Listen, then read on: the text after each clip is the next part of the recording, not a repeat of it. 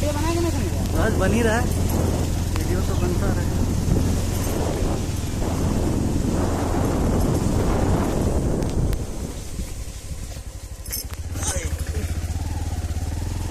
और हम heavy driver Parasnath मंदिर जाते हुए। रास्ता बहुत खतरनाक है।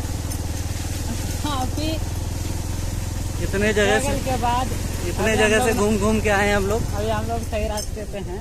अभी पता नहीं है ये भी सही रास्ता है कि नहीं है लेकिन अभी जा रहे हैं। वो लोग भी आ रहा था वहीं से घूम के नहीं। हाँ उधर कुछ है, उधर है ना।